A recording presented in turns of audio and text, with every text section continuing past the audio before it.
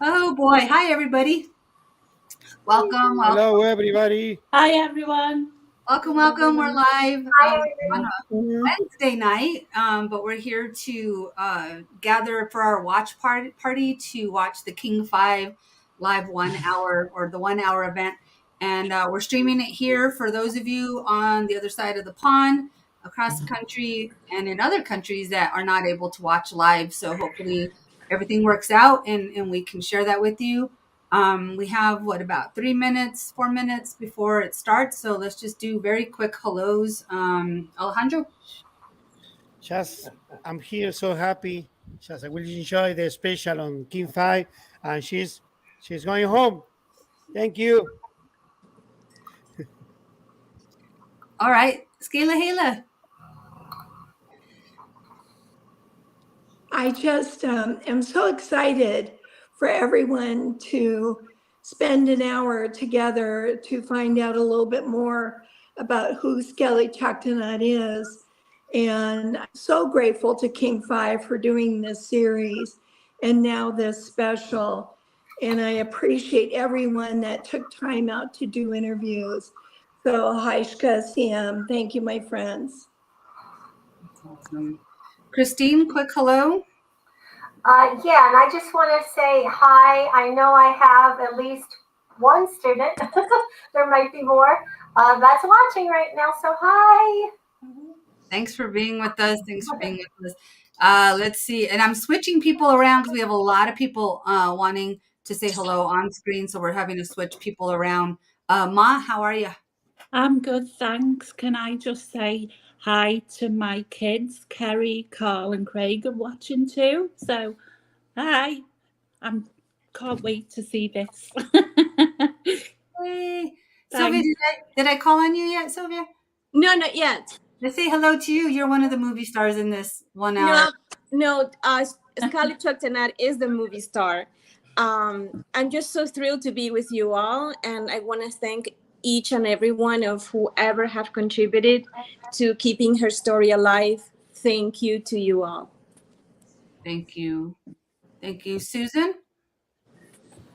Yes, I too just want to thank everyone, the thousands of people that Toki has touched over the decades and brought into her life and onto her path to where we are. And thanks to King 5 for doing this. And I hope it just jets her home.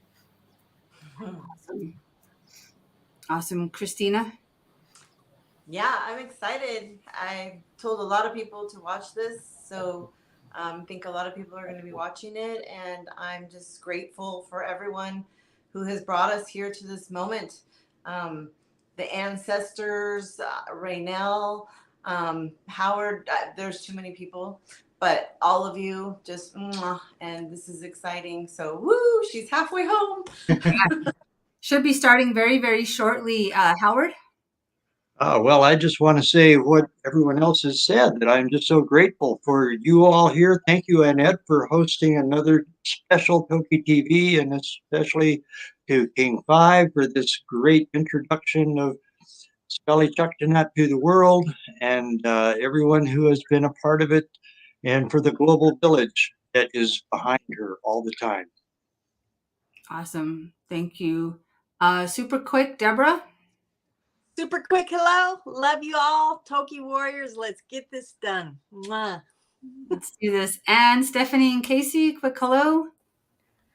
Hello from Minnesota. We're so excited to see this tonight. So thank all of you watching. King 5, this is for Toki. Yay. And the one and only Deb Cruz. I added you. There she is. Where am I?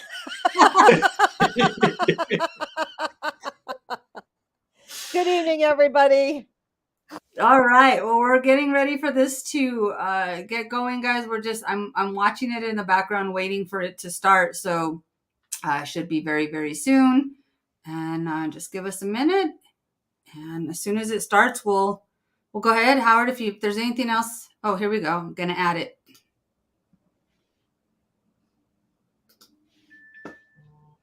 Having her home is really righting one of the many wrongs that we've done by taking these whales away in the first place. The one whale everyone wants and wanted was Tokitae. After orcas were hunted and violently taken from Puget Sound. It was a brutal capture using deafening explosives.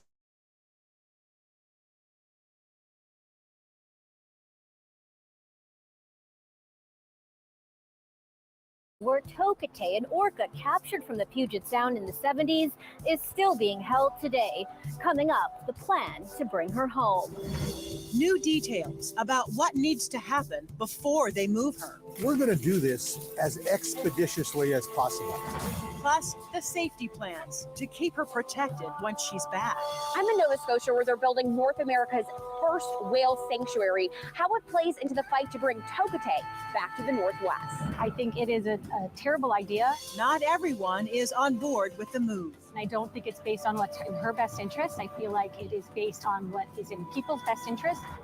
We hear from those closest to her inside the seaquarium. I resigned over this issue. And those working hard to get her out for good. I see her. I see her. She sees herself home. This is Tokitae's journey.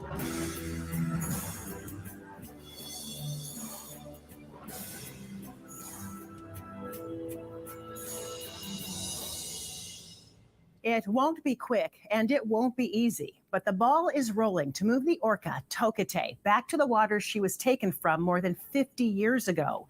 Thanks for joining us for Tokitae's journey. I'm Joyce Taylor. I'm Greg Copeland. Right now, preliminary discussions are taking place with federal agencies about moving Tokitae more than 3,000 miles back home to Washington. But there's a lot that goes into relocating an animal that size. Tonight, we look at what it's going to take to move her, and once she's home, where she'll live and how she'll be protected. We have team coverage from Florida to Canada. King 5's Eric Kazuko is in Nova Scotia, where work is being done to build a whale sanctuary. But first, PJ Randawa is in Miami with a look at where things stand right now.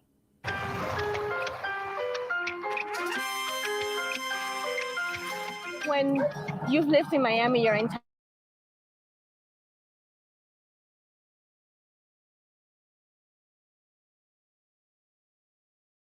Aquarium. He's sort of like part of the community. They bring you here when you're a little kid. All to get a glimpse of their star attraction, Lolita, the killer whale. Today, we know her as Tokitae. Then you bring your children, and so one day you're enlightened and you're like, wait a second, it's so wrong. Over the past decade, awareness about Tokitae's deterioration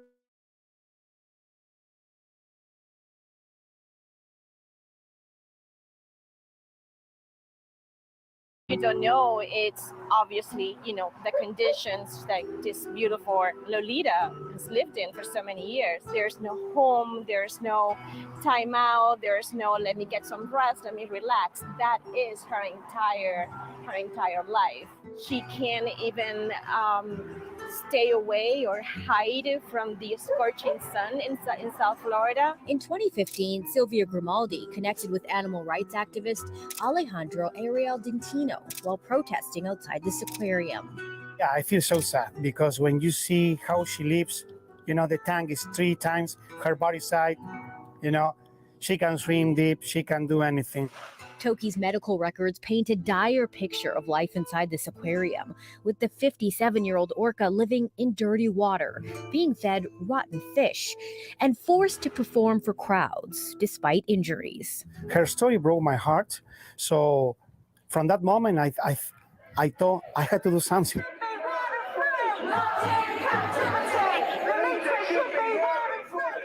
While the protests went on for several years, it wasn't until 2018 that momentum behind the fight to free Toki got a huge boost, thanks to the Lummi Nation. I started supporting them, and I can't believe just 4 years later, just we are close to achieve this goal. We are very, very close. We changed the history, it's unbelievable. Thank you so much for joining us. On March 30th, 2023, Tokitae's new corporate owners, the Dolphin Company, made history by signing a pledge agreeing to the orca's return to Washington waters. More than just moving Lolito to a place where she will be better, she will become a symbol for us and the future generations. Now, are there no risks at all? Of course there are some risks. There are risks today for any one of us wherever we are. But is this an opportunity to bring her home? Yes, it is. The plan to return Tokitae to Washington was developed under the guidance of Charles Vinnick with the group Friends of Toki. First, Tokitae would be coaxed into a custom-made stretcher and lifted out of her aquarium with a crane into a small container filled with ice water. From there, onto a cargo plane for a 6-hour flight to the Bellingham airport. Next, Toki will be loaded onto a barge to transport her to ancestral waters in the Salish Sea. There, she'll be put into an underwater sea pen at a private location. She'll receive round-the-clock medical care and feedings. She's expected to live in that sea pen for the rest of her life. She is active, she is responsive, she's just full of life. And she has demonstrated a will to live that, frankly, almost no other whale has ever demonstrated.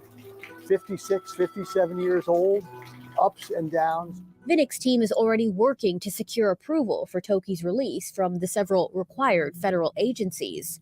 If approved, those helping fund the move say she could be home by the end of 2023, but only if she remains in good health. All of this kind of life force all gathered together to bring her home. And it's a tremendous opportunity that we have to work as expeditiously as possible to bring it to fruition. So we'll just go like right around here. Yeah. Back in Miami, Toki is no longer on display to the public. Scully Choctanat. But a wall and some fencing won't keep out. We're here to tell you how much you mean to us and how much you mean to the world. Messages of love. You're so beautiful, girl, and your day is coming. For the journey ahead. The entire world is praying for you, Tokitae. She's a native sister. She's a Salish Sea daughter. She represents everything native and everything pure. There's no what if or what if something happens along the way. She is going home, period. PJ, how much will it cost to transport Tokitae, and who's paying for this? Well, the cost of Toki's transport, as well as the construction of her sea pen, will be covered by Indiana Colts owner Jim Irsay, and some estimate that cost could be upwards of $20 million. A cost assessment put together 5 years ago by the Orca Network shows there are a lot of moving parts. In 2018, the group believed the cost of a cradle and a stretcher to move Tokitae could be close to $60,000. Flying her here could reach $100,000, and once she's back in Washington, it could still cost another $30,000 to $50,000 to get her from Bellingham to the sea pen. And then there's feeding her. An orca eats roughly 150 to 200 pounds of salmon a day, which pencils out to about $1,600 or $584,000 a year. Again, these estimates are from 5 years ago and don't account for inflation. A lot of steps need to happen before work can begin on moving Tokitae back to the Pacific Northwest. NOAA will be a big part of this process. Friends of Toki, the group coordinating the effort, will submit an official plan to NOAA. Until then, the agency is not sharing any approval steps with us. Friends of Toki says it's too early to say when the application will be filed, but once the plan gets through federal steps, it will then be in the hands of the state. The Washington Department of Fish and Wildlife says a number of permits will have to be approved. One will be a hydraulic project approval. Anyone planning a project in or near state waters needs this permit.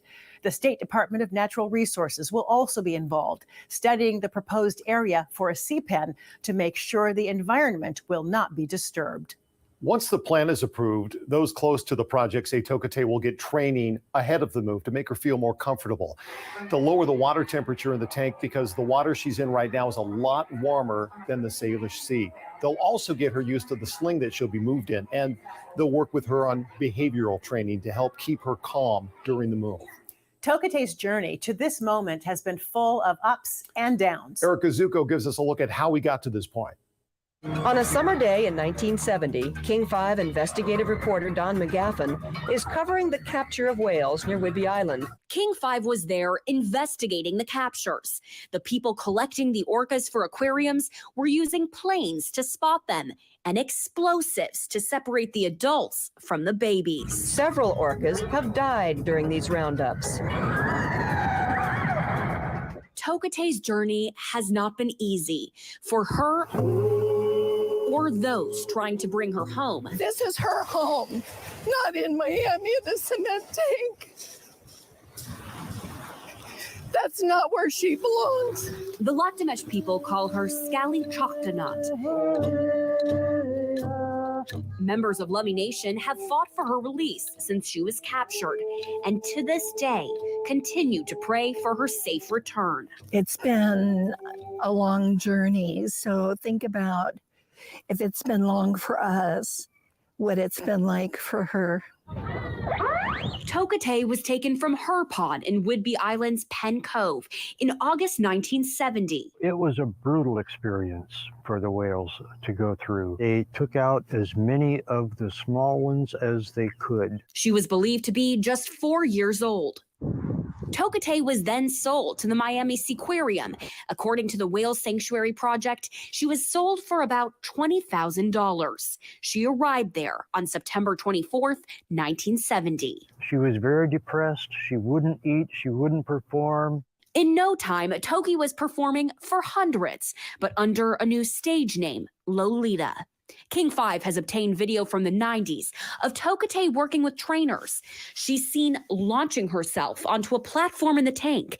In another move, she's seen propelling herself into the air and splashing back into the water. You know you're not alone. In September 2020, tribal members of the Lummi Nation went to Miami to mark 50 years since Tokitae arrived at the Seaquarium.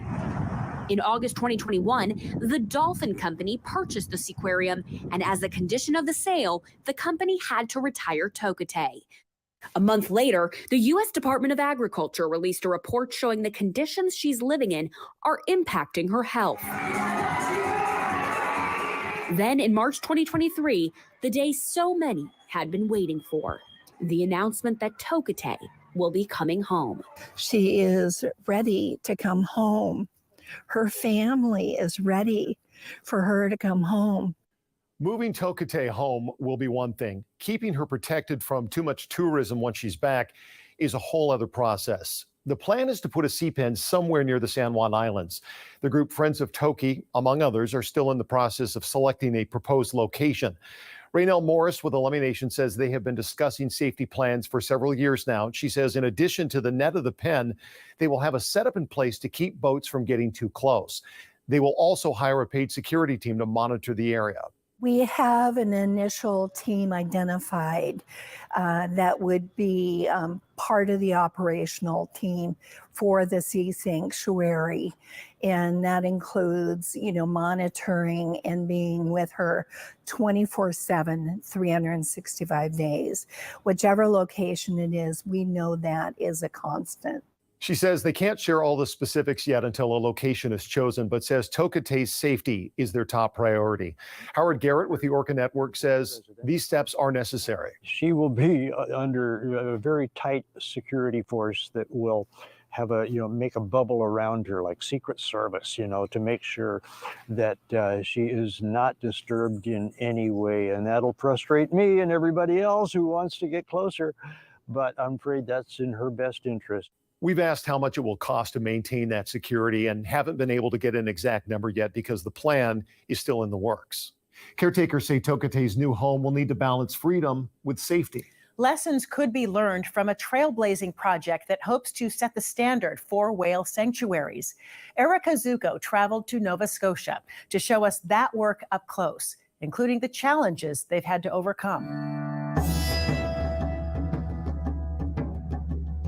Nova Scotia, known for its coastal views and fresh catches, could soon earn a new place in history. Getting a glimpse of why Canada could light the way toward a new future for marine mammals takes traveling hours from the hustle and bustle of Halifax. past picturesque rural towns and beyond the reach of maritime traffic sits this cove along peaceful Port Hilford Bay near the town of Sherbrooke. It's calm, disrupted only by the crash of waves on a windy day. This is something that whales like.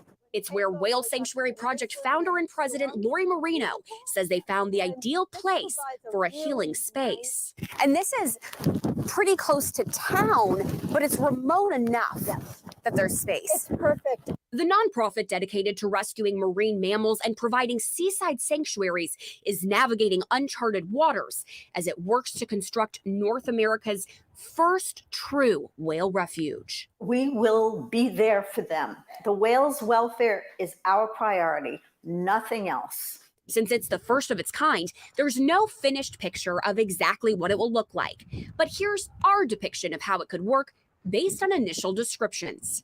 Crews will construct an underwater net anchored on land at Rocky Point on one side of the sanctuary and Bearschwa Island on the other. It will be made of stretchy 8-inch thick mesh and suspended from a steel frame structure floating around pipes to provide a walkway for staff access to the whales. They will have depth to dive, which they typically do not in a concrete tank. And so we designed the sanctuary to promote as many natural behaviors and allow the residents to live as whales. Construction itself will likely take months, but planners say it took 6 years to prepare for that step. They needed multiple approvals from government agencies and are still undergoing environmental review. And we have a lot of scientific expertise. We know how to do this, but at the same time, it's the first time anything like this is being done. If all goes as planned, this site will cost $12 to $15 million, with an expected yearly budget of $1.5 to $2 million to operate. They're moving. Charles Vinnick worked for the release and care of well-known orca Keiko, the whale that inspired the movie Free Willy. He brings that knowledge to current work as executive director for the Whale Sanctuary Project and to Friends of Toki, a nonprofit coordinating Toki's care. He says there are logistic lessons that can be learned from building in Nova Scotia, but there's also unique momentum and circumstances for Tokitae that could propel the speed of preparations. She's entertained millions of people. She has, frankly, made millions of dollars for the different people who have owned the park over the years. I think we owe her something back, and I think this is something we can do for her at this point in her life. Meanwhile, this shore in Nova Scotia represents a possible future for other orcas and belugas, some born into captivity, finally getting a chance at a more natural life. And I like to picture it from the point of view of the whales. So I come above the surface. And what do I see? I see an expanse of ocean. I see a shore. And below, I see plants. I see fish. So their whole world is going to be so much more complex than it could ever be in a concrete tank. A world meant for them and them only, with buffers planned to prevent boats and spectators from disrupting the peace they may finally receive. They looked at more than 130 locations for potential sites, narrowing it down and visiting 30, choosing 3 finalists before coming to this one. Erica, you said they initially narrowed the list down to 3 locations for this whale sanctuary. Where were the others, and why did they settle on Nova Scotia? Yeah, when they came to those 3 finalist sites, they said that the one in British Columbia was a little too remote. They needed more infrastructure. The one in the San Juans kind of had too much going on, but this one near Sherbrooke was just the right medium, and they say there was also that community support that made it the perfect spot. And Erica, where will the 8 whales going into this sanctuary be coming from? At this point, they say that's really still in the works. They say that they're speaking with a number of marine parks that are open to potentially releasing their marine mammals. And they say that once the sanctuary is complete, they'll be able to begin those placements. He's been Tokitae's veterinarian off and on for more than 30 years, but he quit the day it was announced she would come home. Millions of dollars are going to be spent on an ill-fated plan that's going to kill Lolita. Next, why our former vet believes this move will be a death sentence for Tokitae and could even hurt other southern resident orcas in the process. She's a risk to them. While some are against the move, experts say this is about the science. When you place any kind of animal in an impoverished environment, there's brain damage. Coming up, we look at the difference between an orca living in a tank versus the ocean. They deserve better. Also, there's a plan to listen to Tokitae before the move to see which call she remembers from the pod she grew up with. The lessons learned from listening to another well-known orca that was lost and on her own in Puget Sound. And said, well, let's go and record her. Maybe we can figure out who she is by her sounds.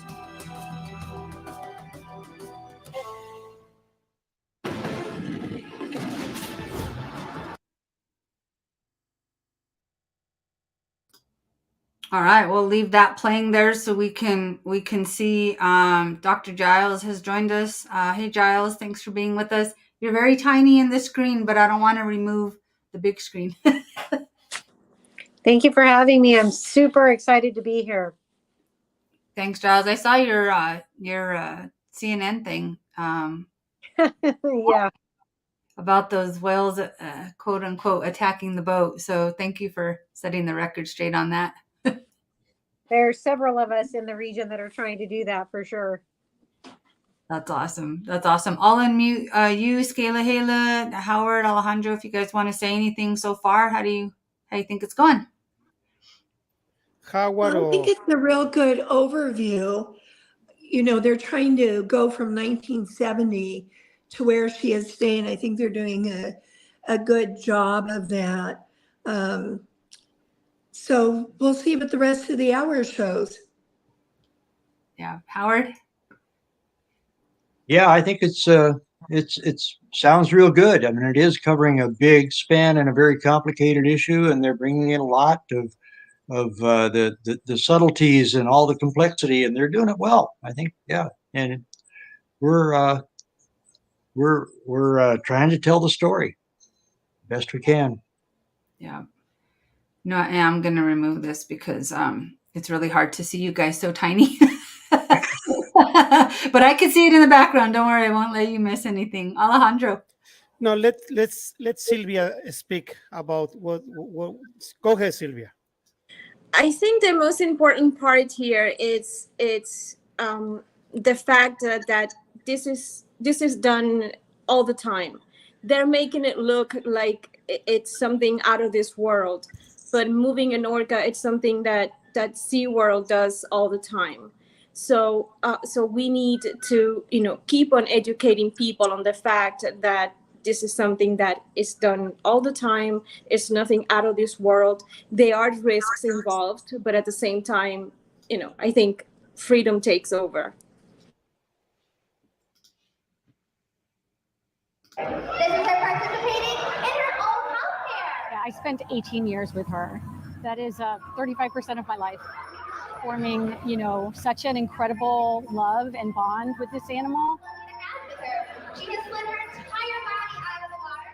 She is truly a unique and special animal. I trust her with my child. And introducing my child to her after she was born. My child calls every killer whale Toki now. She loves whales because of Toki. Animal trainers Marnie Wood and Heather Keenan have each spent more than a decade caring for Tokitae at the Miami Seaquarium. They've since left the industry, but say they had to speak up after hearing about the plan to release Tokitae into a sea pen in the Puget Sound. I believe it without a doubt.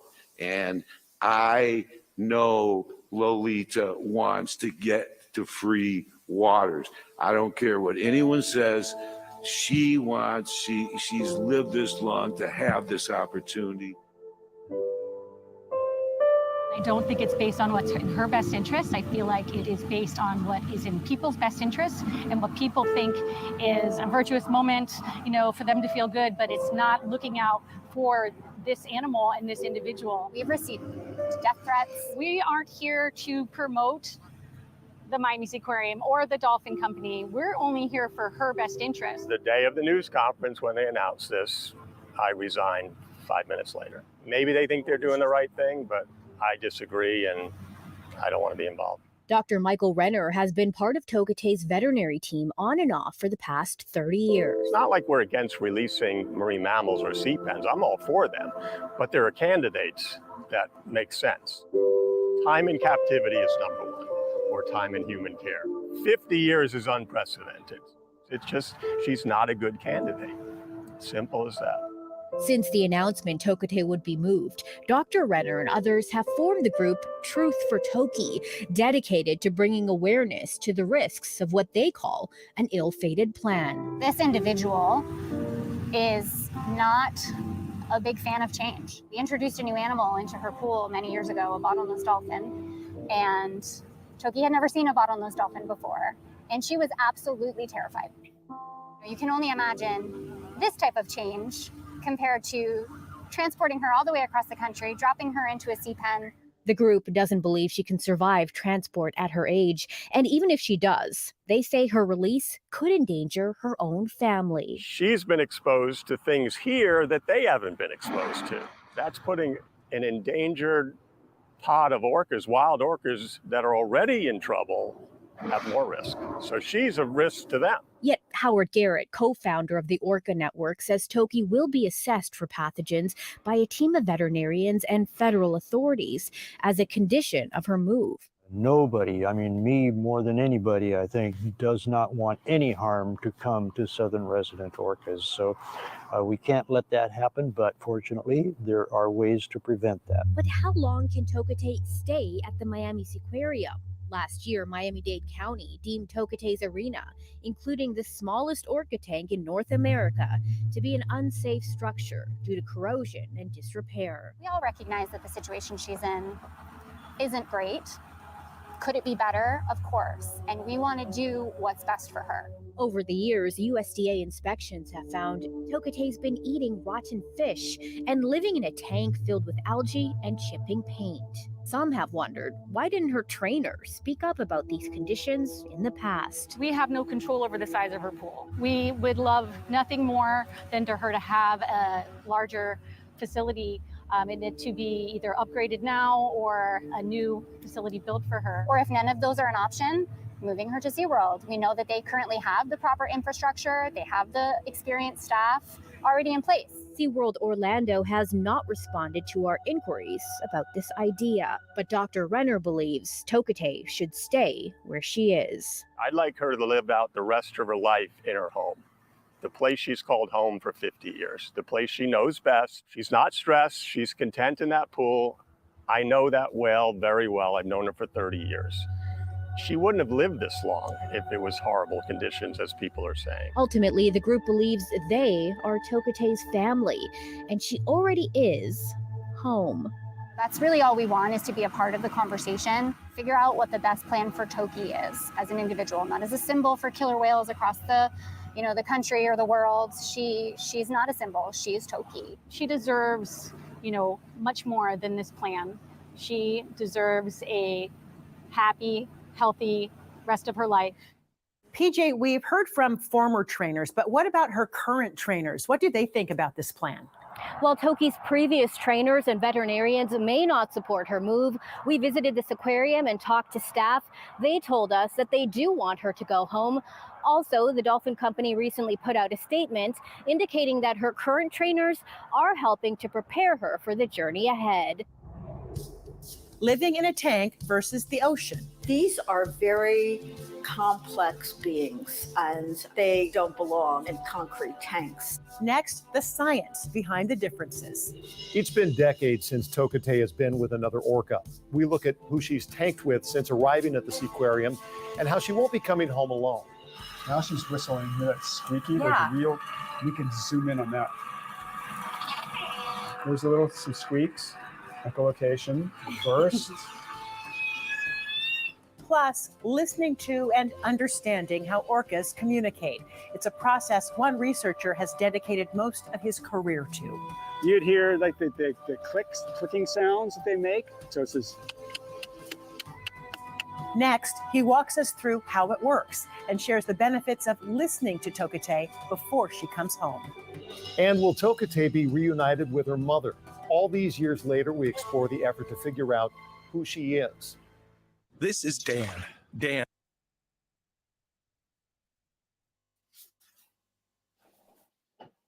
Trying to be really careful to not hit the wrong button.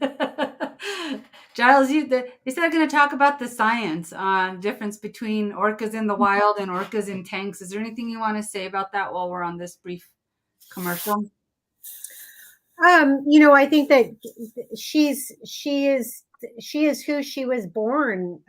She's the same animal, the same unique individual, and I take big offense at the gentleman that said that he feels like she should stay where she is. It just doesn't make any sense at all that anybody would relegate an animal like her or her companions to that situation. I'm just, he says that if she was not doing well, she wouldn't have survived, and yet we know she's been fed rotten food. She's been fed gutted fish without the contents of the guts, which is what she needs for her survival. And I think it's her tenacity and wherever she gets that, I think it's the fortitude of the Southern residents as a unique population of creatures on the planet that gave her that background. But it's not because she's been well cared for sure. I'm just shocked that he actually said that on tape. I'm sorry, I kind of got off track, but that's what was on my mind watching that last segment. I think I've said it before. I've said it for I think a lot of us have. Any amount of time in her home waters is better than another decade or more in captivity. It's just as simple as that. Yeah. I think the other thing that was came that we have to realize, they were there when she was fed rotten fish. They were there when she had to perform hurt. They were there.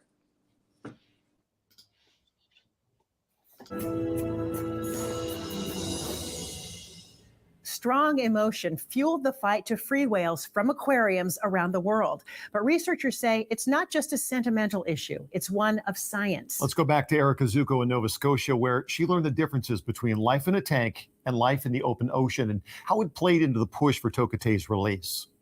I spoke with a marine neuroscientist who says that even with these whales living within a net, having a perimeter, that kind of life is so much different than living in a tank. Oh yeah, here we go, dive in. Woo! It's a feeling familiar to many in the Pacific Northwest. It just spouted. Oh my God, Ben! The jump in your heart at seeing a whale in the wild.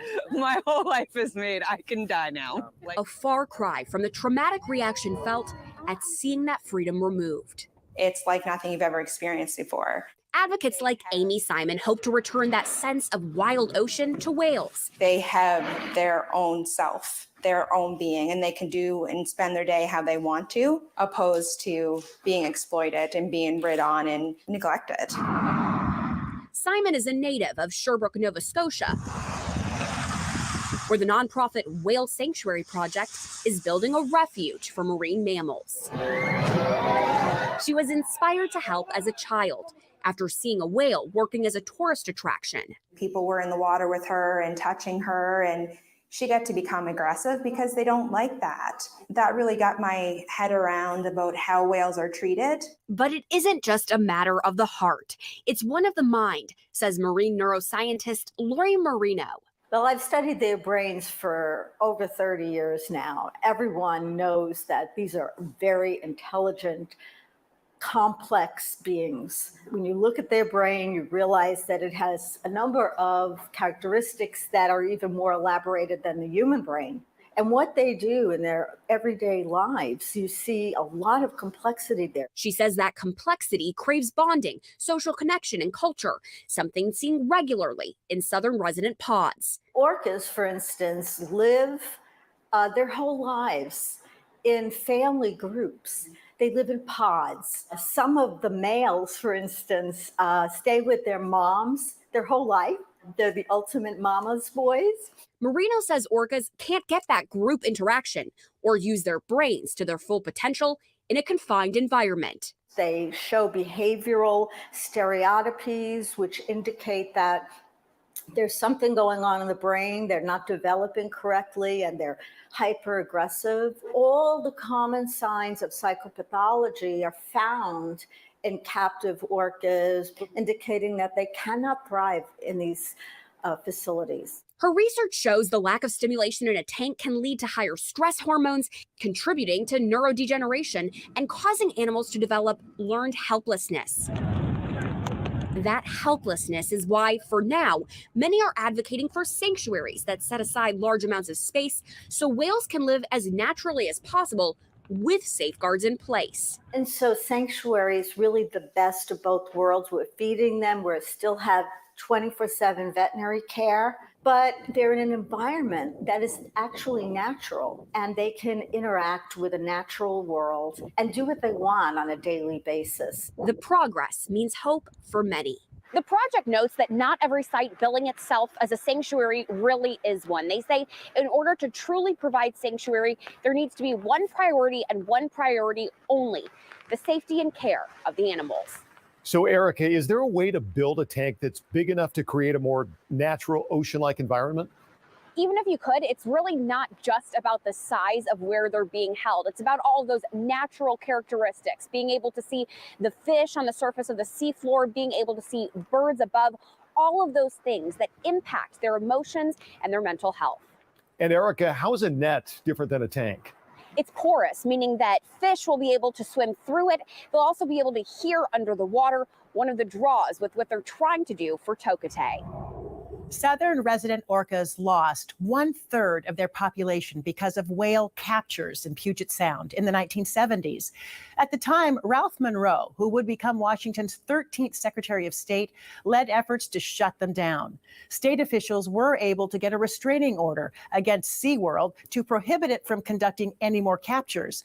And a couple years later, in October of 1972, the Marine Mammal Protection Act was signed into law by President Richard Nixon.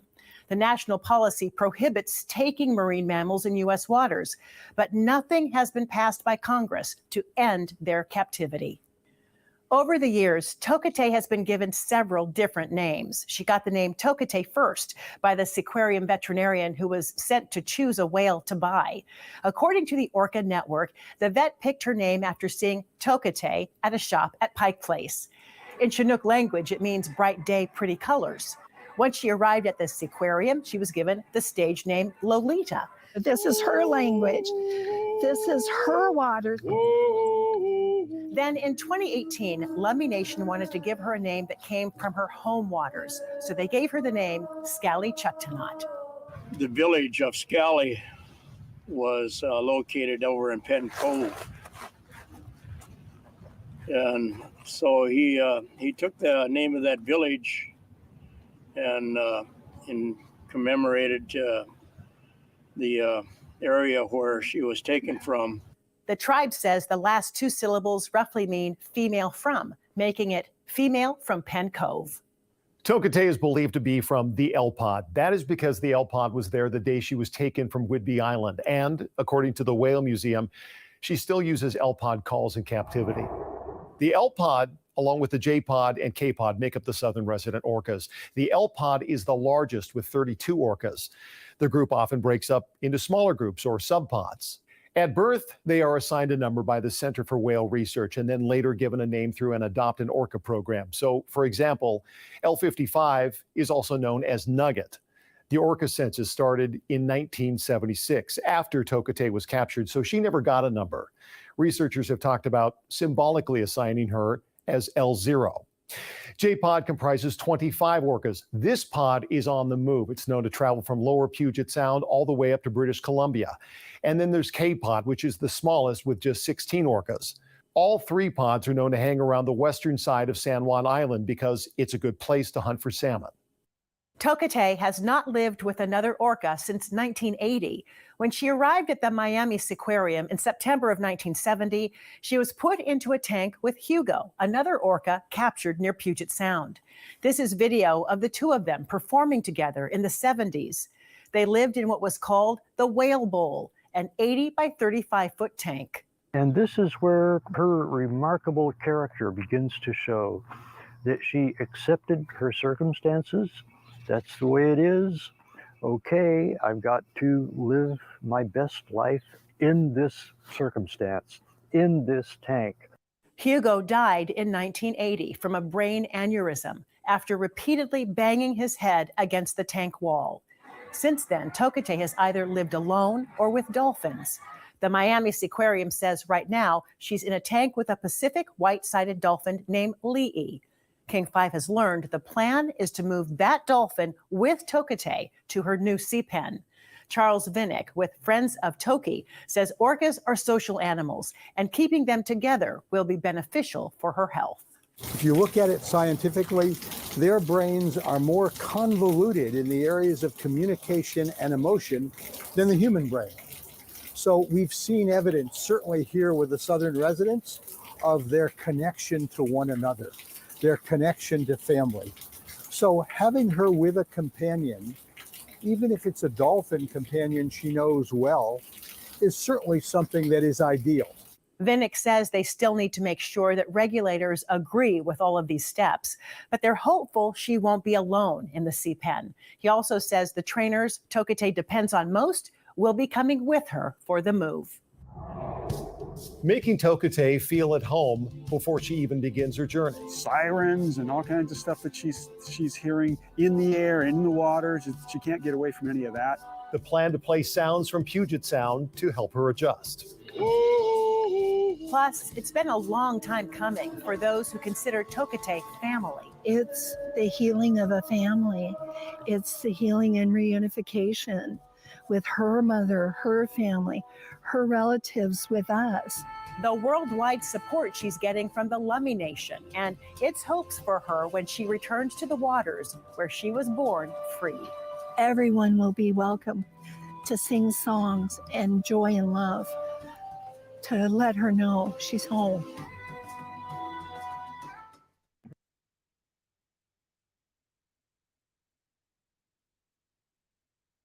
We're not going to see what actions we need to be taking. I think this is a never.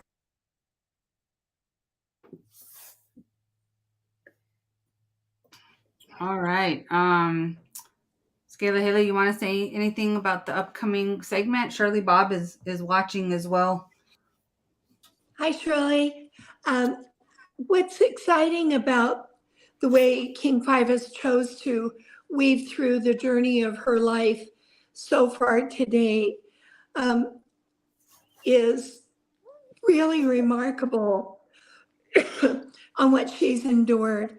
The capture, the Miami sun, rotten food, death of her tank mate Hugo. And now for her to be of good health, to be able to make the journey home. And her spirit is ready to make the journey. And the only explanation is ancestors are clearing her path home. And her Lactamus culture is building a strong spirit so she can make the journey. I believe that, I'm told that, and it'll be. It's her time.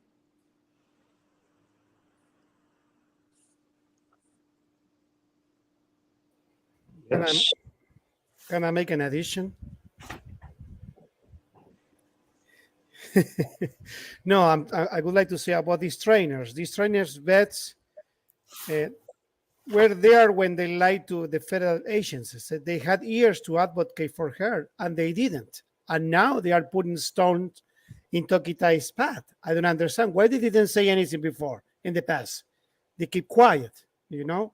This I don't like. So it's easy for them to be part of this business. Easy to capture these amazing animals, but it's hard for them to help her these animals to get released. You know, it's so funny.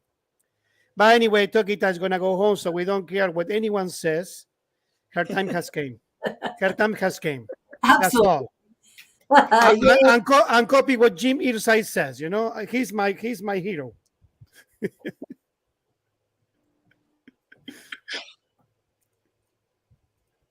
Their pods, and many hope they will help confirm details about Tokitae's family. Erica Zuko explains the lessons that could be learned from the life of another well-known orca. Capturing history has meant familiar steps for Joe Olson. Testing, 1, 2, 3. Each time preparing to dip a hydrophone underwater to reveal the soundtrack beneath, giving him a front row seat to historic marine milestones. And the hydrophone doesn't have to go very deep at all before you can hear the sound. Olson has spent decades designing, building, and deploying tools to capture underwater calls and noise. If there were orcas and they were calling and they were a mile away, we would hear them as well. At this urban marina in Seattle's Ballard neighborhood, he captured the sounds of small creatures living near docks, a sample he played back for us to show how it all works. All these are the bivalve sounds. He uses these spectrograms to visually demonstrate recordings and help us better understand what we're hearing. Now she's whistling, hear that squeaky, like a real... We can zoom in on that. This sound from a cold morning in 2002 was key to the journey of another orca with a story of rescue and reunion, then toddler Springer.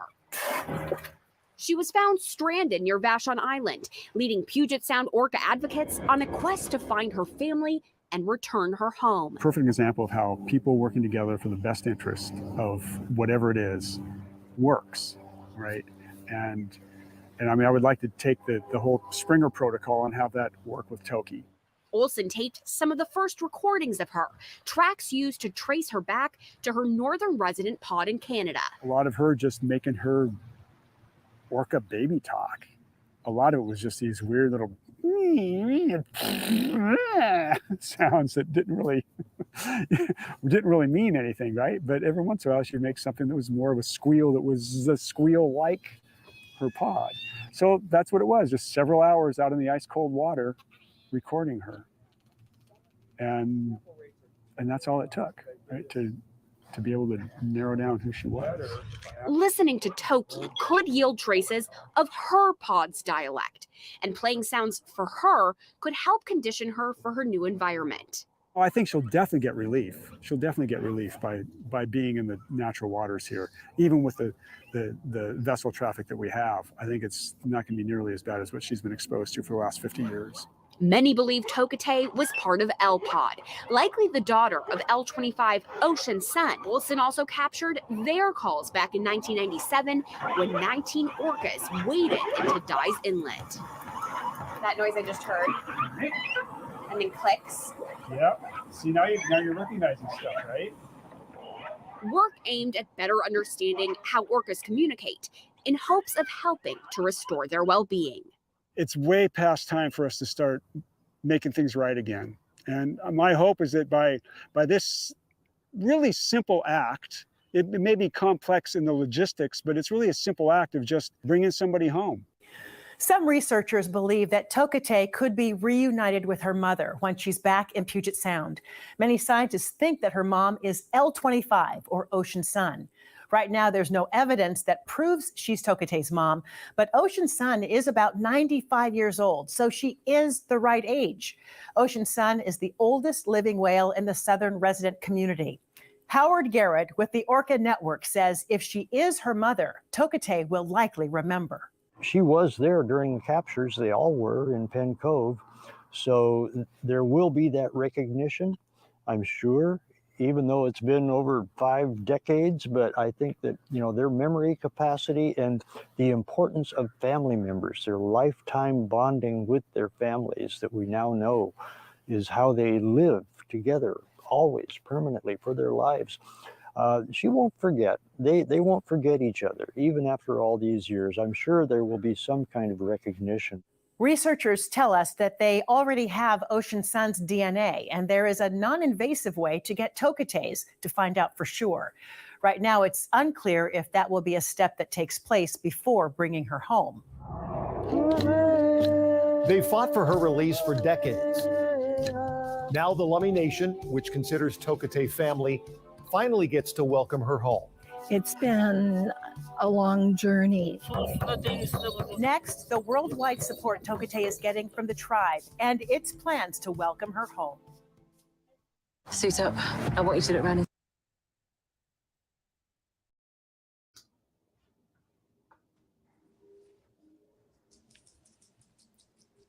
Go ahead, Hila. Well, I think we're coming up to what I think is the most exciting part, her culture, who she is, showing the world where she's from, what she's made of, and getting a sense of her spirit and her family spirit and her people's spirit. That's really exciting to me.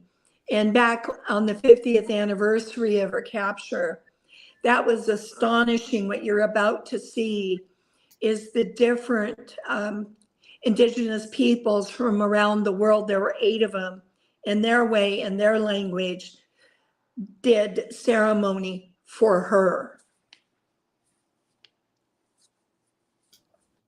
Yeah, I'm looking forward to this part. Go ahead, Howard. Yeah, I think that is just so important for people to understand is her culture, that she is a relation of the Lak'anish people and of the southern residents, and that is her life, that she knows. It's in her consciousness. She'll be aware when she comes back that she is home, back with her people. And it's so hard for people to understand that, to imagine that she has that life within her to return to, and it'll be familiar to her. So all of these fears about how, oh, it'll be the end of her, what are they talking about? She'll be home. She'll finally be relieved to be where she belongs, where she came from. I think she's been waiting for this for 53 years to return.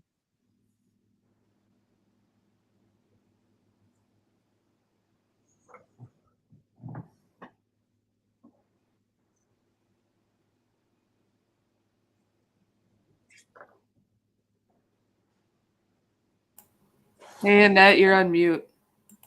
Oh, I'm sitting here talking away, saying all kinds of You're a great host. I was just saying thank you for saying that. Will carry a special significance to indigenous tribes who've been praying for this moment for a long time. Here's PJ Randawa. From the Salish Sea to Miami Beach and beyond. Support for Tokitae's return to Washington has come from indigenous communities around the world. Activist people are here. We'll bring you home. We reached out to 8 different indigenous tribes from around the world. And through translation, we know you have your traditions, your ceremony, your sacredness. Pray for her in your way, how you do it. And they did from around the world. Samuel Tommy is a spiritualist member of Florida's Seminole tribe. He plays this traditional song outside Tokitae's aquarium to send a message of healing. It's very important that Tokitae goes home. The spirituality of this land needs to be respected. For years, the Seminole tribe has been supporting the Lummi Nation's efforts to get Tokitae back to Washington. Back in Washington, I visualize her when I come here and I drum the message and prayer session with her and I see her. Recent sightings of several orca pods have created a buzz of excitement and destiny on Lummi land. We were just talking today that J-Pod's been so active since the news broke that she's coming home.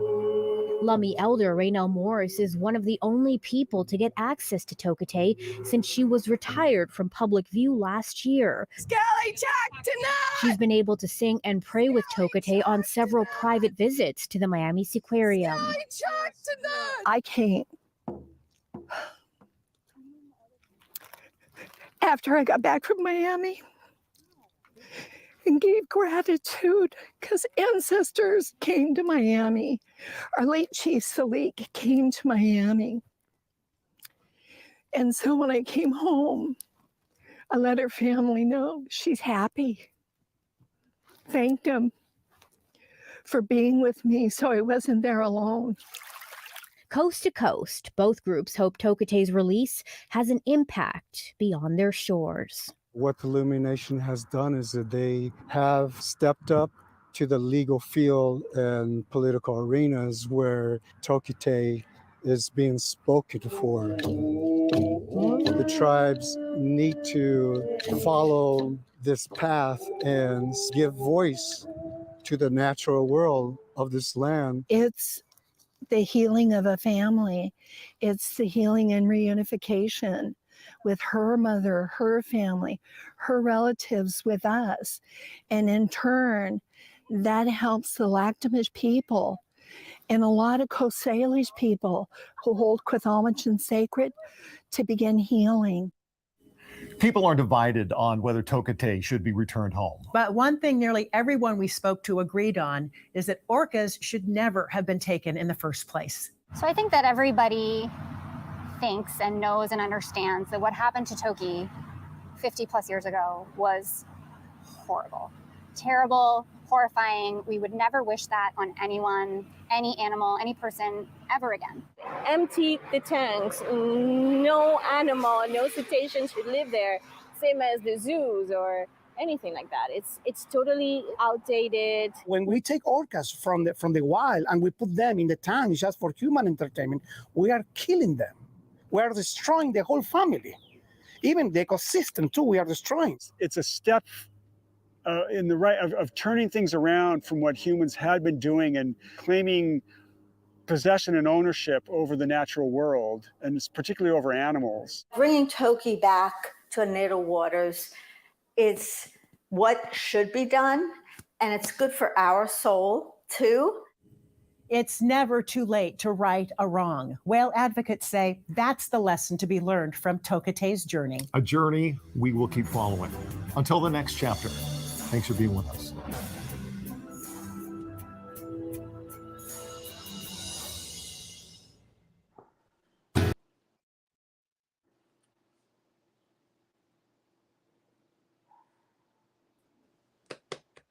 We're all clapping, but we're all muted. Hold on. Let's try that again. Where are you, Annette? Where are you? Where are you, Annette? Are you in the roof? Are you on the roof? We're here, handsome. We're here. So we're still live, but let's be live and let's give some, everyone give your thoughts about how that went. I know my internet's a little weird, so I'm going to put me in the back, but I do want to hear from each of you. So let's start with you, Scala Hala. Overall, how do you feel about that hour-long episode? Well, I'm inspired and motivated, and I believe she's coming home. The ancestors say it. Our late Salik, this is his legacy to bring her home. She deserves it. She's endured so much. She needs some peace, tranquility, and joy in her life for whatever is left of it. And I'm so grateful. Even the naysayers, it's important that, we're open to hearing what they have to say. We don't have to agree, but it is part of her journey. That's why she's still there. So Haishka to King 5, Haishka to all of those that were interviewed, and all of my gratitude to ancestors, late Chief Salik, and to my people, to the Lactamish culture, and all the indigenous people, all the prayer warriors. We're bringing her home together. Aishka. Thank you, my friends. Thank you.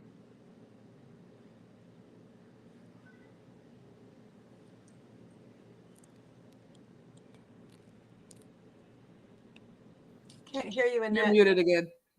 There I go. I'm trying to save my bandwidth and it's just not working. Sylvia, I want to hear from you. And I was saying thank you so much for being there on the ground. Let's hear from you, Sylvia. To be honest with you, I really don't pay attention to the negative comments. Everyone has the right to say whatever they want to say, but I just don't pay attention to that. All those people that are coming out now were the same people who starved her, the same people who neglected her. So that's why, I don't pay attention to those negative people, negative thoughts, negative comments. I know from the deepest of my heart that she's coming home. There's no doubt about it. It's going to happen. I hope sooner rather than later. And that's what keeps me motivated every single day. She's going home. She's ready. The ancestors have paved the way for her to get home. And all of us are united in this journey together, the journey to bring her home. Thank you. Thank you, Sylvia. And I'm having to rotate people because there's a lot of us on here. Let's see, Giles. I was really very happy with the coverage, except for the frustrating bits. And Sylvia, thank you so much for redirecting my irritation and just reminding me not to focus on the negative. I agree with everybody. She's coming home, and we just are paving the path, and the Lummi Nation getting involved with this and claiming her as their own has really, I think, moved the needle in a way that we weren't able to before. And I will always and forever tip my hat to Howie for being involved in this issue for more than 30 years. Thank you all. Alejandro, you contacted me probably 25 years ago to do an interview. You've been in the trenches from the get-go, and I know it's not about the humans, but it is about the humans pulling for her and rooting for her as her tribe. So it feels really amazing, and thank you for including me always, Annette, in these conversations. Absolutely. It's so important to have the actual experts on talking about and educating people. So thank you for being willing to do that on Toki TV. Every time that we've asked, you've made arrangements, tired from, pulling up a ship that had sunk, and you still got on and joined us. So thank you so much, because the education's invaluable, and I just really appreciate you always. And next time you'll be cruising around. Can I show you something? Yeah.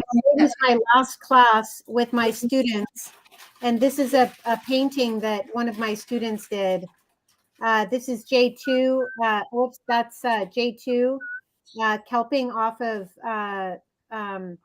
lime kiln, and then this picture over here is J27 and his little brother Mako, J39, and these whales inspire people of all ages all the time. So just wanted to share that with you guys.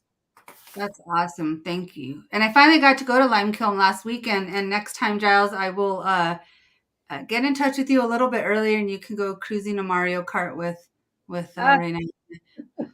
I'm so sorry to have missed that. That would have been amazing. We'll do it again. We'll do it again soon. Deborah. I'm just really, really happy with everything I saw tonight. It's the only thing I'm going to say is just one real positive, just a thing here. I will never stop believing in the power of faith and prayer. She is a miracle whale. She is a miracle with everything she's done, everything she's been through, and the miracle of her coming home and the healing.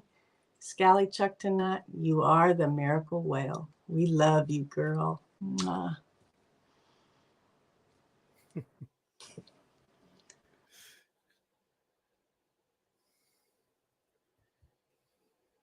And I'm muted again. Alejandro, let's hear from you.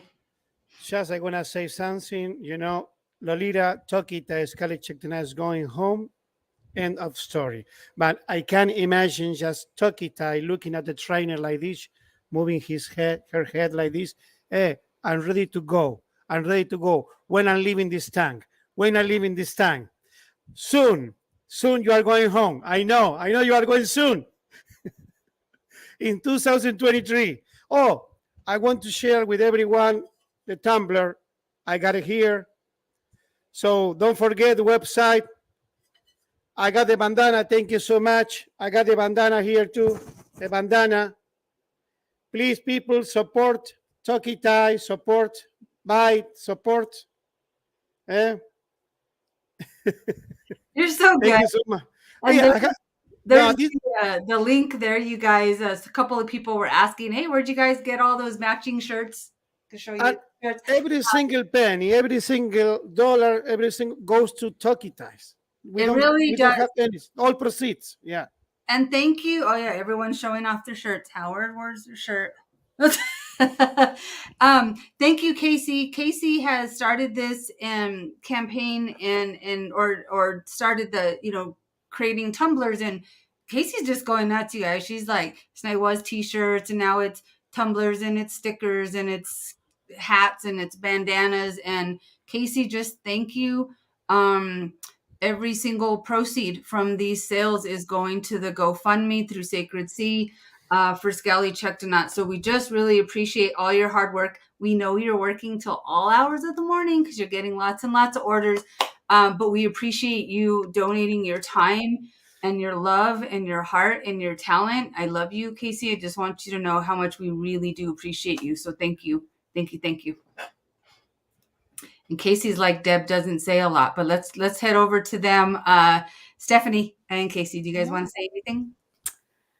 Oh, I just thought it was really a good special. I thought it said everything that we all talk about all the time, right? And Howie was in it, and all of you guys. It was fabulous, and I'm just filled with gratitude. So thank you all, and our girl is coming home, and I love her. Thank you. Christine. You got to unmute yourself, I think. Well, I'm such a psychology person. I have a degree in psychology, but the thing is with me, I always think, it's to be expected. The negativity, from the people that are seeing it's just to be expected. I mean, you spend 30 years doing something and then you find out that it's a lie. That's not something you're ready to just grasp the next day. It's just, it's to be expected to have that kind of attitude. It would take that person a long time. So I just think that we just need to pray for him and, and just keep on trucking, and we know what's right. And we just keep with the positivity and just know that where that person's coming from and their struggles and just really feel sorry, and, I kind of feel sorry for the guy. Really, it's a hard way. It's got a hard lesson. It's tough. So I kind of look at it from that point of view. So, but we know she's going home. We do know she is going home. Absolutely. Thank you, Christine. And when we've been airing the segments throughout the week, the shorts, and making commentary, and we really did. I will just say there's times when you're going to hear stuff that's frustrating, and it's goes against what we know and what we believe and what we're learning from the experts and what our heart tells us. And that's when you rely on each other, and I really we did that last week, knowing what we were going to watch. We all kind of got together before and prayed and meditated. And, really just did a whole piece on gratitude for everyone who's been part of her journey, whether they have the same beliefs or not.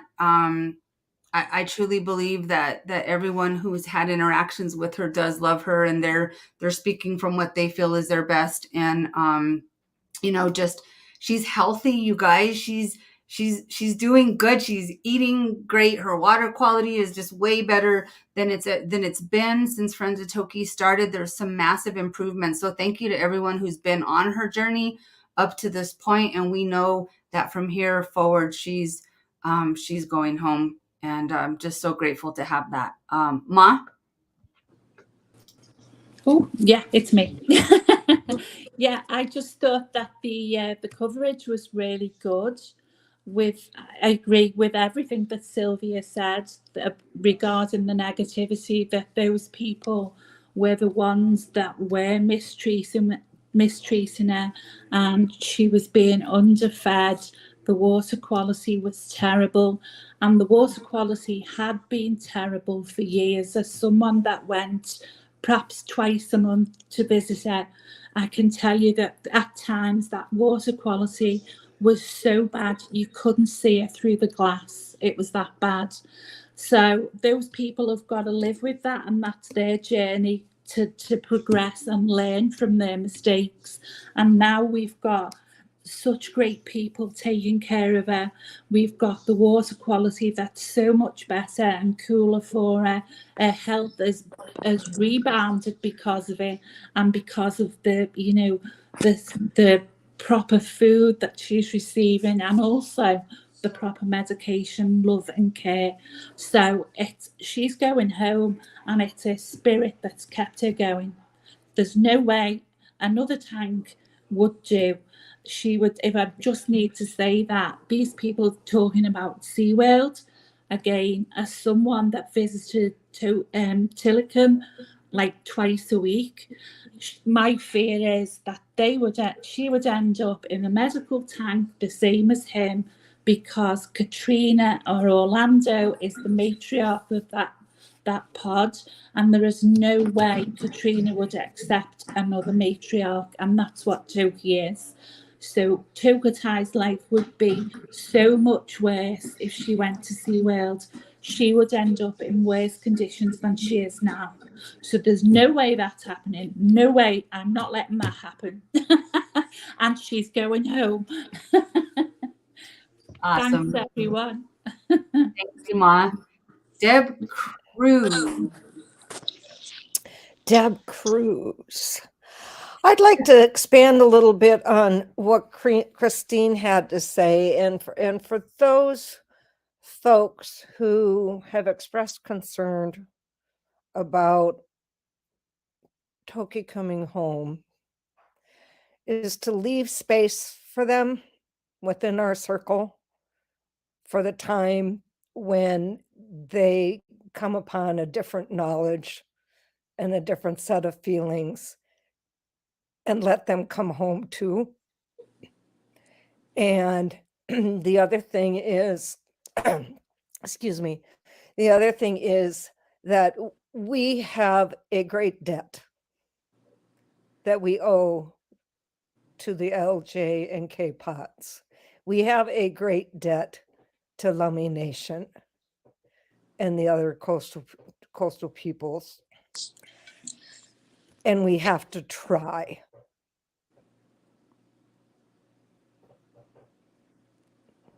We have to try. Thank you, Deb Cruz. Thank you, Deb Cruz. Howard. Well, I am just so full of gratitude to all of you. Squilahela, you have carried this story. You have told her story. You have presented Skelly Chaktanat to the world so well, so beautifully. I think that is probably the biggest impression people have is your feelings toward her, and your connection, your relation to her. But I am grateful to all of you. And Giles, you have been speaking up for Toki for 30 years too, but also helping us know her family and all about her family and what they need. And you're providing that knowledge to everybody. And that's vital information for all of us. So you haven't been inactive in all this. you've been doing your part. Absolutely. I just think it's wonderful. I can't even, I mean, I feel like this is an Academy Award and I've got to name everybody that I want to thank, but it would go on and on and on, everybody here for sure. But I also feel like I would like there to be more of a description or a tribute to her, to her strength. She really is a miracle, in so many ways. And yet it's her. I mean, she is that strong. It's her personality, her person. She is just a very strong person, and she is able to face such incredible hardship and deprivation to do without anything but walls, just bare concrete walls, all these years. And the human companionship that she has gotten, sometimes it's been good, but still, it's only a few hours a day. The rest of her days and nights are just isolation. And how has she persevered? How has she kept her mind strong? How has she kept her faith and her hope? I I have to believe that, for one thing, that's how she was raised. That's how her family is. That's the kind of whale or person she was raised to be. But also that she has had this hope, that she has always believed that it's really weird to be in this little tank, but it'll be over soon. Someday it'll be over. And for 50 plus years, she has kept that faith. It'll be over.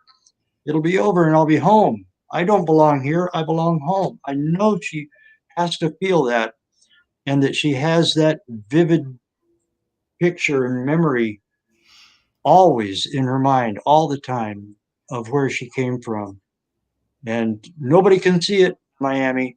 And they think that without Miami, how could she live? Well, he knows better, and we all know better. And I would like to see more of a sort of a filling in of the story of her strength and her connection with her life here in the Salish Sea. Yeah. Thank you. It's so important for King 5 Seattle to do this, bringing so much attention. And I think, Giles, you might have said it on one of the episodes, and also Dr. Norman said it when she was on, is, a lot of people near her home waters don't know the full story. So thank you, King 5. There were so many people that have moved in and they don't know the story, and just really, this has brought so much attention. And as we know, all awareness is good. It gives people the opportunity to do some research and to do, some digging to find out more information. So I'm just so pleased with the episode. And your Academy Award list is scrolling across the screen, Howard. And I'm sure there we are. Yes. I'm sure there's many, many more that are not, but we did capture quite a bit of people just thanking everybody. And that is something important to keep remembering, is to stay in gratitude, to stay in love, to have compassion for everyone around her, because the energy we put out about her goes to her. So, if you feel anything other than those beautiful things of love and peace and compassion, just really ground yourself and carry on in this fight to bring her home, because she is coming home. And the stones, Alejandro calls them stones. There might be some stones, but we'll kick those aside and step over them as they happen, because we're helping to clear this path. The ancestors have cleared her path and put us on it for a reason, and we will continue to walk it and do everything we can to support her journey home. So yeah, thank you guys for. And she get the message. Tokitae knows is coming home. She knows. She get the message. Absolutely. From the ancestor, from right now, she knows it's coming home. She knows. She's ready. He's ready. Yeah. Is there anybody? Oh, Sylvia's talking. Yes, I also think we are forgetting someone very important, and that is Mr. Albor. If it wasn't because Mr. Eduardo Albor agreed to sit down, he agreed to open the door and agreed to negotiate and actually listen to Raynell, to the Lomi people, to the activists, to everyone else, I don't think none of this would have been happening today. So I do thank him also from the deepest of my heart. He is a very important figure here. Absolutely. Thank you, Sylvia. And he is on our list for sure. And without his agreement, we would be in another 30 years of begging someone to listen, but he did. So thank you. Correct. I remember, and I think Howard and Alejandro can relate to this, dealing with the Hertz family, dealing with Parques Reunidos. We couldn't get anywhere. We couldn't get anywhere. Got that right. Yes, correct. Yes. We're in a whole different place. And thanks to the ancestors. And again, correct. Finding that there is the science which we value and we need. And there is the history, and then there's our culture. And that to me is the most important. And that is what is driving this very fast, I was going to say train, but we're not bringing her home on a train. So there's this very fast plane that's bringing her. But it's definitely And through all, her and culture. through all that, the Hertzes and the Parques Reunidos and the owners that would not listen, he kept the faith and we kept the faith. And we knew there'd be a way, just didn't know what it would be. And it didn't even begin to show up until less than 2 years ago. Right. And then things started to happen. Right. Now, Right. Because once again, the ancestors paved the way. Absolutely. And I believe in like Scala Hala tells us, just all these people that are being put in her path that the ancestors are clearing. Also in clearing the path, people have been removed from the path that needed to be removed from the path in order to open it up for her to come home. So again, thank you everyone who did your part in caring for her. In whatever your interests were, you cared for her. So thank you for that. But if you are not in alignment with this runway for her plane, it's okay that you step out. It's absolutely okay that you step out. Yeah. Yeah. Who did I miss? Did I miss anybody? Deborah. You missed me, but that's okay because everyone already said everything, and I just okay. Christina, come on, don't cry, Christina. Just go ahead, talk. Don't cry. Don't cry.